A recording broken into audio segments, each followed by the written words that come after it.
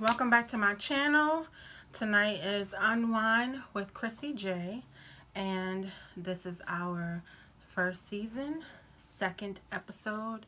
And today's episode, we're going to be speaking on strength and checking on your strong friend. As always, I'm going to go over the wine that I'm drinking. So tonight I have a glass of Sutter Home's sweet Riesling, and I have my candle burning, and the fragrance of my choice tonight is Island Party by Mainstay, which can be purchased at Walmart. Before we get started, I want you all to hit the subscribe button if you're new to my channel. Welcome. And don't forget to hit the bell so that you're notified on my next video. So let's get right into the video. Checking on your strong friend. I was on Facebook, and I don't go on often. I should say I don't scroll through and read, updates and statuses often. I usually will just post and just get off. But this particular day, I was scrolling and I came across one of my Facebook friends and off of Facebook who said something along the lines of, she's the strong friend. Basically, she's the strong friend, but she's at her weak point right now. And I messaged her and I said, I'm going to call you in 10 minutes. And I got off work and it just totally skipped my mind. And when I had some downtime today, I was just sitting there and I'm like, oh my goodness, I totally didn't check on my girlfriend to see how she's feeling, how she's doing. And I think that kind of falls into the fact of her being labeled and being that strong friend. And so it's easy for the ones that are normally strong, the ones that are normally the shoulder that people lean on, it's easy for them to kind of get lost in the sauce, I guess, so to speak, and kind of get swept under the rug. But when you have that one friend that suffers from depression or isn't as strong, it kind of stays a little more in your forefront. Like, all right, let me check on such and such because she goes through bouts of depression or this, that, and the third. So I felt really bad, but she was very understanding. So I want to touch bases on that because it kind of hit home for me. And then just to backtrack before I get into the video, tonight's video was supposed to be talking about co-parenting, but we have a lot going on this end. Sean had a death in his family, so he's going to be going to New York, and we just had a lot going on in the house today. So we were kind of like in and out. And so I just was like, I'm going to just go ahead and do a topic that I can cover alone. And then he'll sit in for the co-parenting topic next Thursday. Checking on your strong friend. I would consider myself to be the strong friend. I feel like I am labeled, and not just by my friends, but by people that, may watch me on social media or may know of me. I feel like I'm labeled as like a superwoman per se. I feel like I've had multiple people over the years contact me via social media and reach out to me in my inbox and let me know, you're very motivational, or you've encouraged me. I watch your posts and they've motivated me to do this or motivated me to do that. Some people ask me for advice, and it could be business advice, how to juggle, everything going on. And as of lately, I have slowed down tremendously on my posting on social media, especially on Facebook. And the reason being is sometimes I just want to be in the moment. I feel like with social media, it's a really good thing to have. I'm glad that we have it. I feel like if we would have had it in my middle school to high school days, I really honestly feel like I would be a millionaire by now. But it's a blessing and a curse. And I say that because if you go out in public and you go to a restaurant, if you look around, people are really at a restaurant on a date, eating with family or whoever, and all you see is there's no engagement. I mean, I even overheard a couple at one time. They were at dinner and they were actually playing a game, and playing each other in that game, and they were sitting right there at the dinner table. And I think it's just so normal. It's become so normal that it's almost not rude. You know what I mean? But I feel like it is still rude. And I'm guilty of it. Like, I'm not going to sit here and act like I don't disengage, and I haven't been out where me and Sean are out eating and I'm on my phone or he's on his phone. Um, I just feel like it has caused so much disengagement, so much disconnection. You know, what happened to the days where people would call and say happy birthday? Now it's like a mass text if you really care about that person. And it's a happy birthday on Facebook if you really don't talk to that person daily, but you want to wish the person a happy birthday. It's just kind of so impersonal, and it's made people be so, what's the word I'm looking for? It's made people be so, I don't know, so disconnected and so unsympathetic.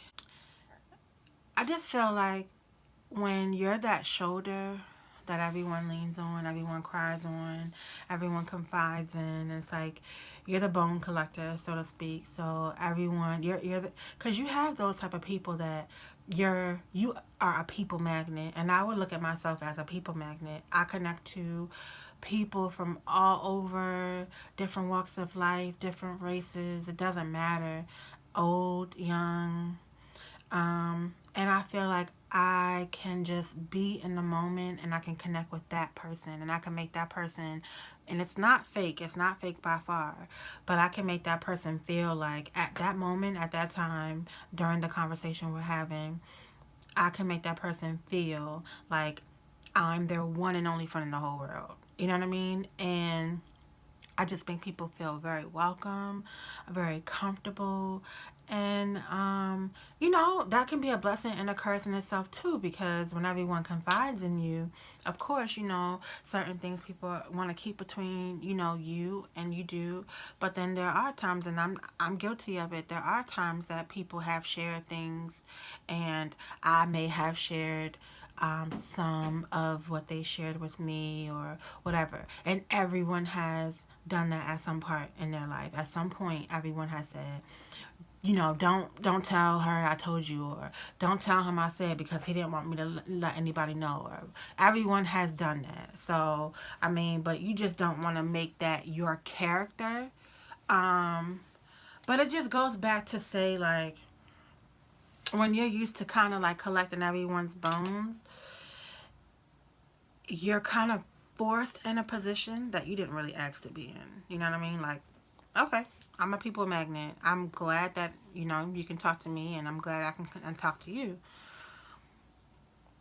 But what about when everyone has you on like this high expectation and you're at a point where you're breaking down and you need someone to talk to. You need someone to confide in. You need a shoulder to cry on.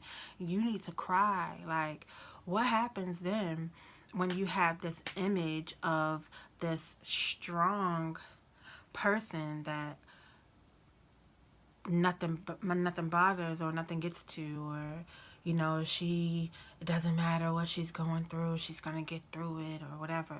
It's like people forget about their strong friends, and sometimes people get so wrapped up in what they're going through that they just are so used to, oh, Chrissy's always in a good mood, or she's always laughing, or she's always doing this or doing that or doing this, and everybody deals with things differently. And I just feel like if someone is going through something, or someone switches up their routine, or like, check on your strong friends. You know what I'm saying?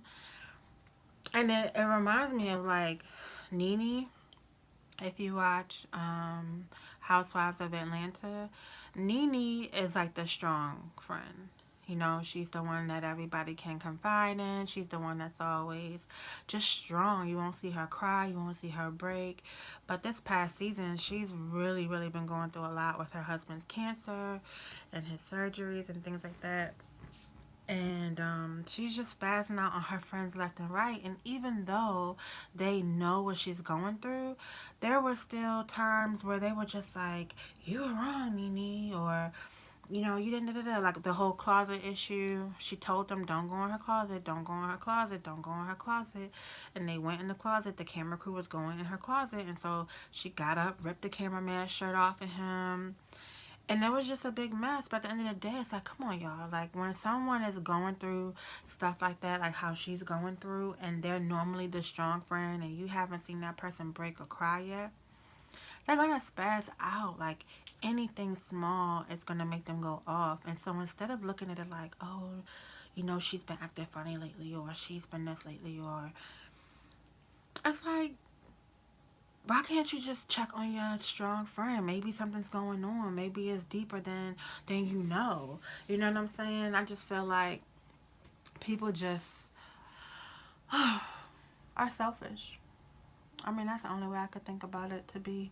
I think people are just selfish. I think people are so caught up in their feelings and their depression and their state of being that something could possibly be going on with your strong friend, and your strong friend may be trying to reach out to you, but you are too busy and don't want to recognize that something could be going on with your strong friend. But because you're so under your rock and so in your depression and set in your ways, and you're used to your strong friend always reaching out and checking on you, you're selfish and don't even realize that your strong friend is crying out for help and needs a hug, or it'll be okay.